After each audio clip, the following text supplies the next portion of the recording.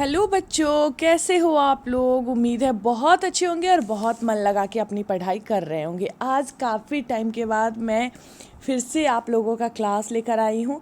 School खुल गई है जिस वजह से मुझे बिल्कुल भी फुर्सत नहीं मिलती है, इसीलिए मैं क्लास नहीं ले पाती हूँ। तो आज मैं क्लास 6 के हिंदी के चैप्टर 6 को पढ़ाऊँगी। चैप्टर 6 है तुम कल्पना करो। गोपाल सिंह नेपाली का यह कविता है, तुम कल्पना करो। तुम कल्पना करो, नवीन कल्पना करो, तुम कल्पना करो।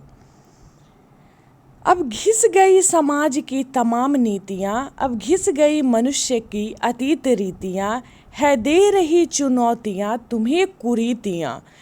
निज राष्ट्र के शरीर के श्रृंगार के लिए तुम कल्पना करो, नवीन कल्पना करो, तुम कल्पना करो।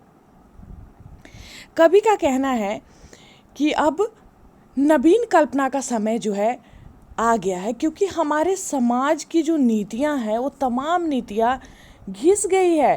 पुरानी नीतियां जो हमारी थी वो घिस गई है और कुरीतियां जो समाज की है वो हमें चुनौतियां दे रही है। इसलिए अब हमको अपने भारत माता के शरीर के श्रृंगार के लिए नवीन कल्पना करने की आवश्यकता है। ठीक है। इसके बाद है, जंजीर टूटती कभी न अश्रुधार से, दुख दर्द भागते नहीं दुलार से, हटती न दासता पुकार से गुहार से, इस गंग तीर बैठकर आज राष्ट्र शक्ति की तुम कल्पना करो, किशोर कामना करो, तुम कामना करो। आंसू बहाने से जंजीर जो है वो नहीं टूटेगी। दुलार करने से आपका दुख दर्द जो है वो नहीं भागता है। आप पुकारोगे, गुहार लगाओगे, उससे आपकी दास्तान नहीं हटती है। पुकार और गुहार से दास्तान नहीं हटती है। इसलिए तुम गंगा के किनारे से लौटकर आज राष्ट्र शक्ति की कामना करो और नई कामना करो। जो तुम गए स्वदेश की जवानी आ गई, चित्तौर के प्रताप की कहानी आ गई, आज़ाद देश रक्त की रवानी आ गई। अब सूर्य चंद्र से समृद्धि, रिद्धि सिद्धि की तुम याचना करो, दरिद्र याचना करो, तुम याचना करो। कवि का कहना है कि यदि तुम कामना करने से चूक गए तो तुम्हारे स्वदेश की जवानियाँ जो है वो चली जाएगी। चित्तौर के महाराणा प्रताप की वीरता की कहानियाँ जो है सो मिट जाएगी। आज़ाद भारत का रक्त बहाव जो है वो रुक जाएगा। अब सूर्य और चंद्रमा से भारत की समृद्धि तथा रिद्धि सिद्धि की याचना तुम करो। तुम गरीब हो इसलिए याचना करो, तुम याचना करो। आकाश है स्वतंत्र है, स्वतंत्र मेखला, यह श्रृंग भी स्वतंत्र ही खरा,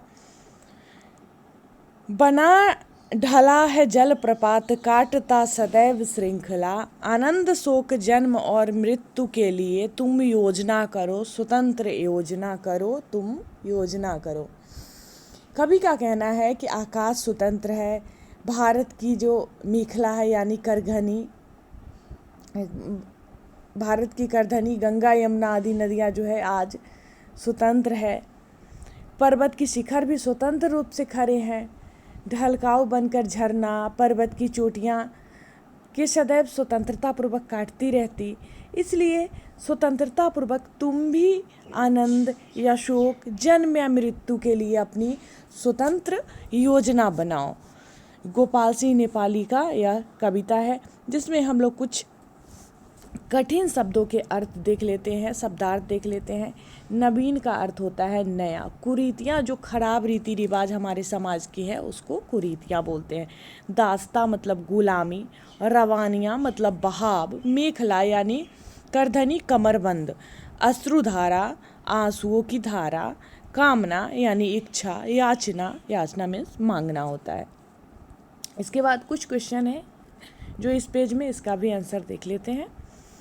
पाठ के आधार पर किस प्रकार की कल्पना कीजिएगा। पाठ के आधार पर हम अपनी कल्पना करके पुरानी नीतियों रीतियों पुरानी कुरीतियों से दूर होकर हर एक क्षेत्र में नवीनता की कल्पना करेंगे। राष्ट्र के शरीर कहने से आपके मन में किसका चित्र आता है? राष्ट्र के शरीर कहने से क्या किसका चित्र आता है हमारे मन में? भारत माता का चित्र आता है। चित्तौर के प्रताप की कहानी हमें क्या सिखाती है? चित्तौर के प्रताप की कहानी हमें सिखलाती है कि गुलामी हम कभी स्वीकार नहीं करना चाहिए, हमें गुलामी कभी स्वीकार नहीं करनी चाहिए। इस कविता के माध्यम से हमें क्या क्या करने की बात कही गई है? इस कविता के माध्यम से हमें नवीन कल्पना, राष्ट्र शक्ति के लिए नवीन कल्पना, दरिद्रता दूर करने के लिए सूर्य चंद्रमा से समृद्धि, रिद्धि सिद्धि की याचना तथा स्वतंत्र योजना बनाने की बात जो है वो कही गई है। इसके बाद इस पार्ट को पूरा करना है, पंक्तियों को पूरा करना है। नेक्स्ट तो पेज का मैं वो नहीं ली हूँ, स्क्रीनशॉट जो था वो नहीं ली हूँ।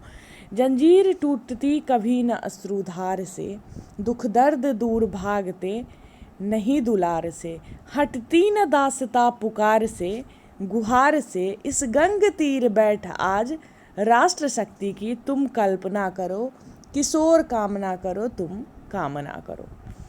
ठीक है, तो बाकी जो क्वेश्चन आंसर बच गया है उसको मैं नेक्स्ट क्लास में करवा दूंगी।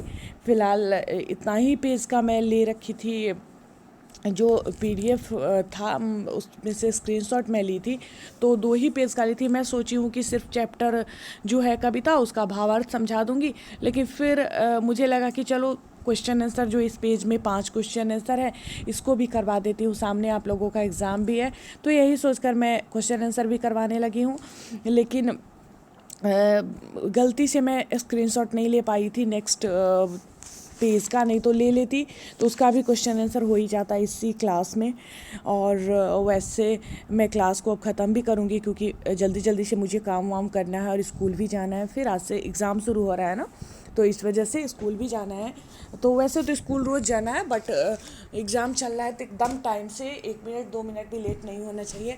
तो इस वजह से मैं फटाफट से सोची हूँ कि चलो क्लास करवा देती हूँ। थोड़ा सा टाइम मुझे अभी दिखा है कि थोड़ा सा टाइम मेरा बचा हुआ है, तो मैं सोची हूँ क्लास करवा देती हूँ, क्योंकि देख रही थी कि व्यूज़ अच्छे जा रहे हैं, बच्चे ध्यान से पढ़ रहे हैं जो पहले वाले क्लास थे उसको। तो बहुत मतलब मुझे ना अच्छा लगता है जब अच्छे व्यूज़ आते हैं, मुझे समझ में आता है कि ज़्यादा बच्चे देख रहे हैं मेरे वीडियो को, तो मुझे बहुत अच्छा लगता है। मैं सोचती हूँ कि चलो मैं और क्लास करवा देती हूँ। तो क्लास 6 का मैं स्टार्ट करी थी, तो क्लास 6 का भी 6 चैप्टर तक हिंदी को मैं पहुंचा दी हूँ, और भी विषय को धीरे धीरे करके पढ़ाऊँगी। जैसे जैसे मुझे फुर्सत मिलेगा मैं क्लास करवाऊँगी। स्कूल खुल जाने से बिल्कुल भी टाइम नहीं मिल पाता है। पहले तो स्कूल बंद था, लॉकडाउन लगा हुआ था, तो टाइम अच्छा खासा मिल जाता था, बच्चों के पढ़ाई को ध्यान में रख कर मैं करवा भी देती थी। लेकिन अभी स्कूल खुल गया तो थोड़ा सा टाइम कम मिलता है, जिसकी वजह से हर रोज़ क्लास नहीं हो पाता है। मुझे लगता है शायद 1 मंथ से ज़्यादा हो गया था क्लास लिए हुए, तो मैं आज करवाती हूँ। चलो मिलती हूँ फिर आप लोगों से नेक्स्ट क्लास में, तब तक के लिए बाय बाय। मन लगा कि आप लोग पढ़ाई करिए।